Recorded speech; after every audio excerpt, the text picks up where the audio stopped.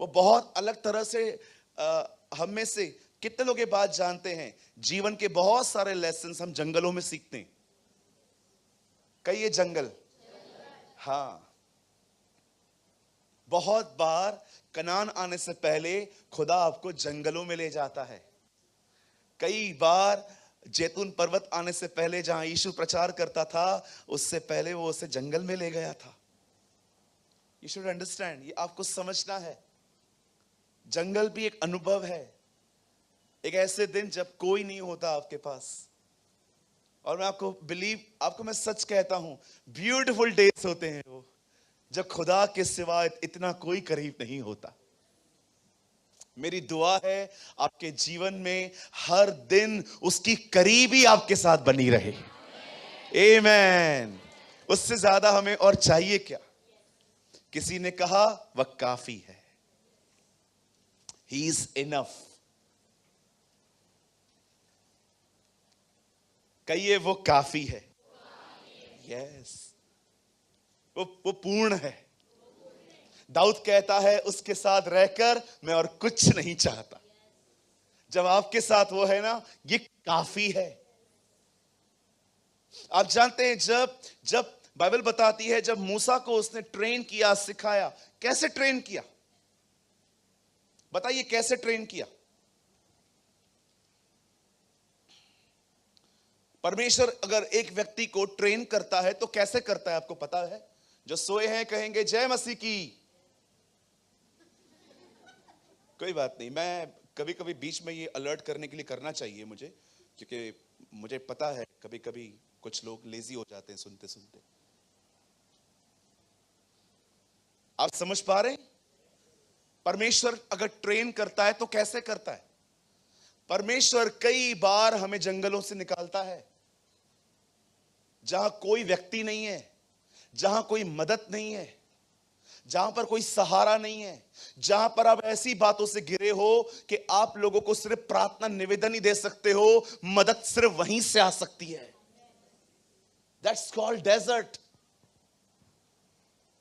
ये वो दिन होते हैं जब आप अपने जीवन के खूबसूरत लेसन सीखते हो, लाइफ टाइम लेसन्स।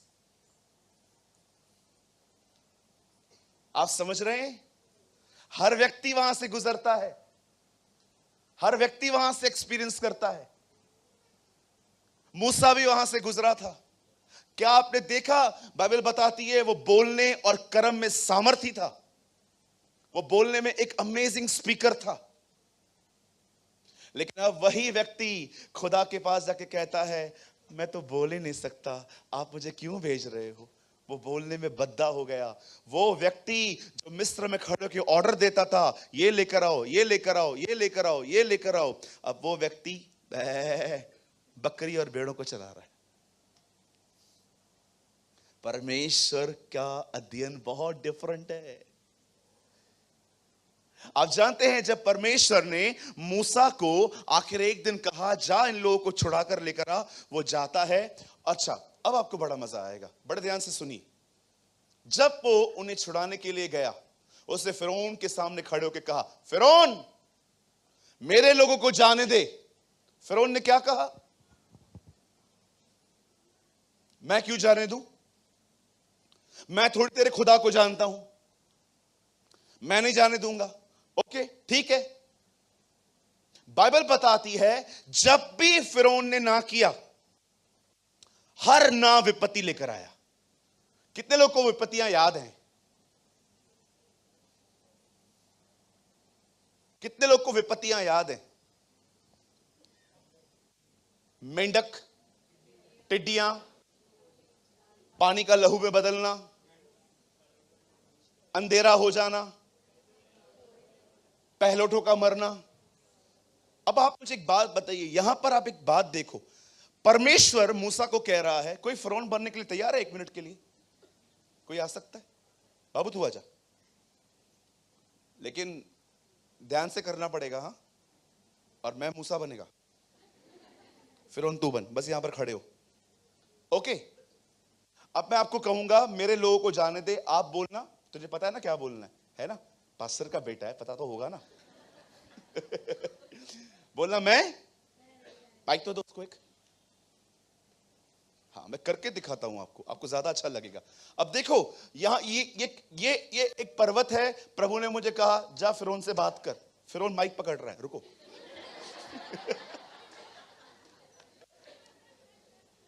फिरौन आप तैयार हो? थोड़ा दूर खड़े रहो।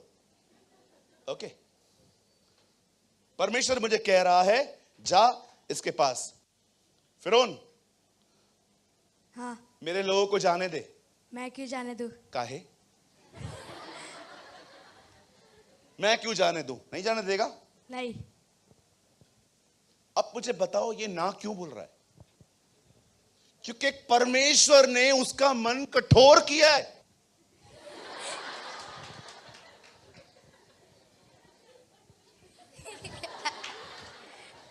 अब तू फिरौन लग रहा है, पहले लग रहा था मैंने तेरे को ट्रेन किया।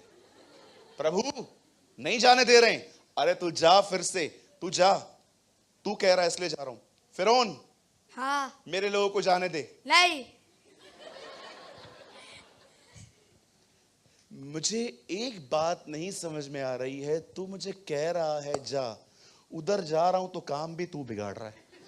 प्रॉब्लम क्या है तुम दोनों का? पहले सॉर्ट कर दो। क्यों कर रहा है तू ऐसा? अब ये 3 बार हो गया, चौथी बार तू जा तो सही। ओके फिरौन, हाँ। मेरे लोगों को जाने दे। नहीं। क्या बच्चे हैं आपके ब्रदर? ठीक है, ये हो क्या रहा है? इधर से ये बोलता है जा, उधर से उससे ना करवाता है, इधर से बोलता है जा, इधर से ना करवाता है। और जब भी ये कहता था ना रुक, मैं तुझे लेसन टीच करता हूं अभी, ये गिराने का, ये वो ऊपर से गिराएगा, ये पानी आएगा, ये आएगा, वो आएगा।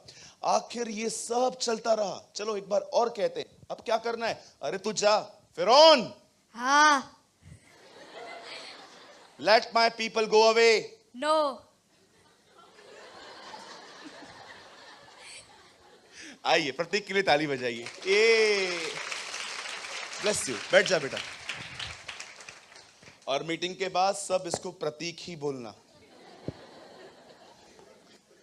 ऐसा ना हो जाते जाते आप उसको बोलो फिरौन, ये कठोर हो जाएगा। फिर बोलना मत मुझे आके बदतमीजी कर रहा था, तुमने शुरू की थी।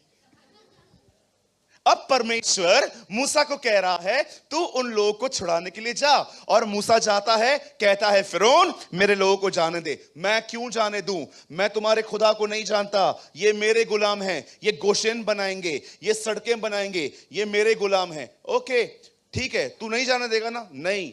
बाइबल बताती है हर ना विपत्ति ले आया। मेंढक पानी छोड़ के निकले, बाइबल बताती है उन्हें फोड़ियां आई। बाइबल बताती है उनके ऊपर तरह तरह की विपत्तियां आई। वे बीमार पड़ते थे। वचन कहता है एक समय तो ऐसा आया जब सूरज निकला पर अंधेरा था, लेकिन कलाम कहता है कि हर इज़राइल के ऊपर रोशनी थी। ये सारे काम हो रहे थे। मैं आपसे पूछना चाहता हूं, खुदा ऐसा व्यवहार क्यों कर रहा था? Why? आप हमेशा याद रखिए, परमेश्वर जानता था आने वाले समय में इजराइली जब कनान जाएंगे तो वहां उन्हें दानवों से लड़ना है। परमेश्वर उन्हें दिखा रहा था अपनी सामर्थ को कि तुम्हारे साथ कौन कौन चल रहा है। क्यों परमेश्वर क्यों उन्हें विपत्तियां दिखा रहा था? याद रखो, ये विपत्तियां मिस्र के लोगों के लिए नहीं थी, वो इजराइलियों को कुछ दिखा रहा था। मैं फिरौन का मन कठोर करूंगा और वो तुम्हें जाने नहीं देगा। इससे क्या होगा? बाइबल बताती है उसने कहा इससे मेरी महिमा दिखेगी, दिखाया जाएगा मैं कौन हूं। परमेश्वर उन्हें फ्यूचर के लिए ट्रेन कर रहा था। परमेश्वर उन्हें दिखा रहा था कि मैं कौन हूं। क्या जरूरत पड़ी है अदरवाइज एक मन को कठोर करने की? वो लोग उसे नहीं जानते थे, उनके लिए वो नया था। जब मूसा ने उन्हें कहा he is the God of Ibrahim Isaac and Jacob, वो इब्राहिम इसहाक और याकूब का परमेश्वर है, उसका नाम है मैं हूं, वो उसे नहीं जानते थे। मिस्र में उन्होंने उसकी ताकत देखी और जंगल में वो उन्हें अपने आप को दिखाने की कोशिश कर रहा था। क्यों परमेश्वर उन्हें बार बार कठोर कर रहा था? ताकि इजरायली जान पाए कि जिसने उनको बुलाया है पर्वत के नीचे, वो कौन है। वो लोग कुछ लर्न नहीं कर पाए आज की जनरेशन की तरह, कुछ लर्न नहीं कर पाए, इसीलिए खत्म हो गए। क्या लगता है आपको, चर्च में आने वाला हर व्यक्ति बस बचेगा? एक भाई ने घमंड ने मतलब मुझे क्या बोला था, हमारे टाउन का है, बोला चर्च जाना ही नहीं चाहिए। अच्छा, मुझे ऐसा बोला उन्होंने, बोला चर्च जाना ही नहीं चाहिए, तुम सब ढोंगी हो। किसी से ठोकर खा के मुझसे मिला था। मैंने कहा ब्रदर एक बात तो बताओ। बोलता हाँ बोलो बोलो सूरज भाई। मुझे बोलता है मैं आपकी इज्जत करता हूं, आप बोलो। मैंने कहा एक बात तो बता, जल प्रलय से पहले परमेश्वर किसके पास गया था? बोला नूह के पास। बहुत अच्छा अध्ययन है उसका। मैंने कहा मुझे बता, जब नूह ने जलयान बनाया तो उसमें कौन कौन आया? बोट में नूह का परिवार आया, और कौन कौन आया? सारे जानवर आए थे? बोला हां। मैंने कहा जब बोट उठी तो कितने समय तक पानी पर ही थी? 5 महीने, 150 दिन। मैंने कहा जितने जानवर थे वो टॉयलेट किधर करते थे? किधर करते थे? उनके लिए अलग से बना था। एक ही बोट में ह्यूमन रह रहा है, एक ही बोट में टॉयलेट भी हो रहा है। कभी नूह के परिवार ने जम मारा क्या उधर से कि नहीं रहना है? नूह जानता था एक ही प्लेस है जो सेफ है, बोट। चर्च भी ऐसा ही है, कुछ लोग होंगे लेकिन सबसे सेफ प्लेस भी यही है।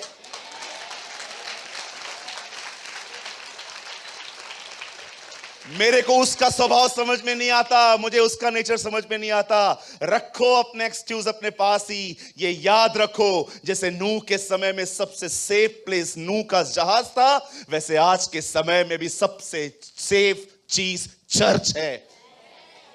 उस दिन जैसे उसकी बोट पानी से उठी थी, वैसे एक दिन ये कलीसिया भी उठाई जाएगी। हालेलुया, बोलो यीशु मसीह की। वो टॉयलेट की बदबू सुनकर सूंघकर बाहर नहीं भागे थे, वो उधर ही रहे थे, क्योंकि वो जानते थे अरे बहुत शिकायतें होती हैं, फिर क्या हुआ, हम खुदा के घर को क्यों छोड़े, हम इधर ही रहेंगे क्योंकि हमारा बाप इधर ही है।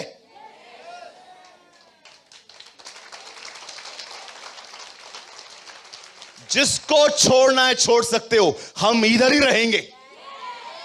ये हमारे बाप का घर है, यहां पर हम परिवार की तरह रहते हैं।